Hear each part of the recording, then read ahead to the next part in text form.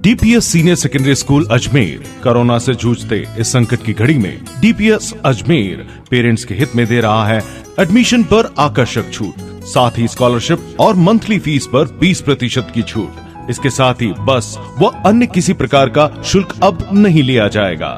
DPS Ajmer senior secondary school Tabiji. Daurai ग्राम वासियों ने आज हजारीबाग टाटा पावर ऑफिस के बाहर काली पट्टी बांधकर विरोध प्रदर्शन किया और बिलों में कटौती की मांग रखी। ग्राम पंचायत दौराई के क्षेत्र वासियों का कहना है कि लॉकडाउन के बीच गरीब असहाय मजदूर लोगों की कमर वैसे ही टूटी पड़ी है। ऐसे में टाटा पावर कंपनी की ओर से बिना रीडिंग लिए मनमाने रूप से लोगों को हजारों रुपए के बिल थमा दिए गए, जिसके कारण सभी की स्थिति खराब है और आर्थिक स्थिति के खराब होने के कारण वह बिल जमा कराने में असक्षम है।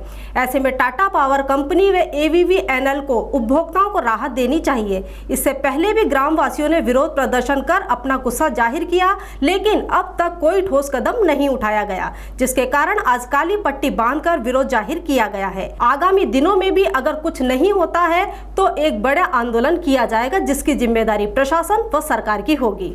आज हमने प्रदर्शन किया है फिर से। टाटा पावर जो आम जन की जान लेना चाहता है आर्थिक रूप से, उसके खिलाफ हमने प्रदर्शन किया है। और इनकी जो हरकतें हैं, लॉकडाउन में लोग गरीब और मिडिल क्लास जो आर्थिक मंदी से जूझ रहे हैं, उसके बावजूद इन्होंने मनमर्जी से लोगों को बिल बना बना के भेज दिया है। आज हम सभी ग्राम पंचायत दौराई से यहाँ पर पधारे हैं और हमने काली पट्टियाँ बांध करके अपना विरोध प्रदर्शन किया है और इन लोगों को ये अवगत कराया है कि भैया आपने जो बिल भेजा इससे आमजन मर रहा है।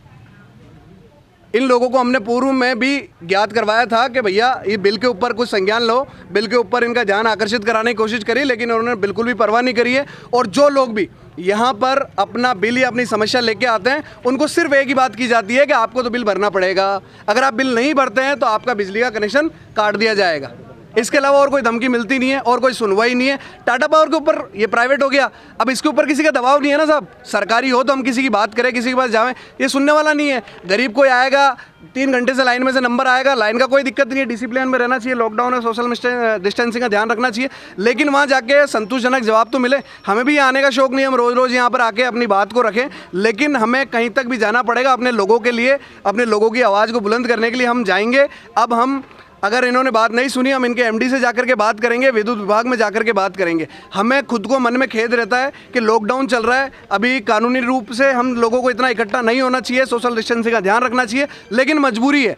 इन लोगों की धमकियाँ मिलती है कि भैया आपका बिजली का बिल काट दिया जाएगा। क्या मानते हो टाटा पावर की मनमानी चल रही है?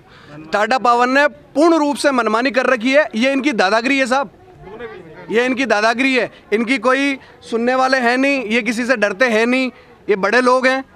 आप क्या चाहते हो? हम ये चाहते हैं कि हमारे गांव का और आसपास के क्षेत्रों का, मैं कहता हूं जो लोग भी जिनके ज़्यादा बिल आया, एक आपको ऐसा प्रकरण बताऊंगा मैं। अभी इनका बिल कटे हुए कितना टाइम हो गया, 38,000 रुपये बिल बना के भेज दिया है। मीटर चार्ज तो दूर की बात है, 38,000 रुपये बिल बना करके भेज दिया इनका। तो इन्होंने बहुत ज़्यादा अति कर रखी है, मनमानी कर रखी है।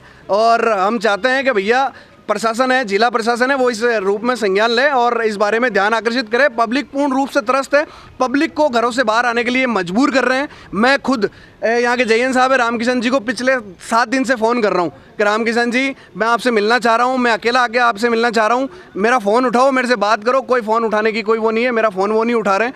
मैं उनसे बात करना चाह रहा हूँ, अपने गाँव वालों की किसी की समस्या तो बताना चाह रहा हूँ, लेकिन वो नहीं उठा पा रहे। आपका नाम? मेरा नाम रवि गुजर है, ग्राम पंचायत दौरे से आए। और पूर्व में भी इन्होंने एक ऐसे आदमी को नोटिस दिया था जिसका घर वहाँ पर है ही नहीं, उन्होंने नया कनेक्शन के लिए अप्लाई करा, उसको 8,275 रुपये का नोटिस दे दिया इन्होंने और कहा कि आपका बकाया है, बल्कि वो जीवन भर किराए के मकान में रहा है, तो उसका बकाया कैसे हो सकता है? उसके परिवार में किसी का कनेक्शन कभी था नहीं।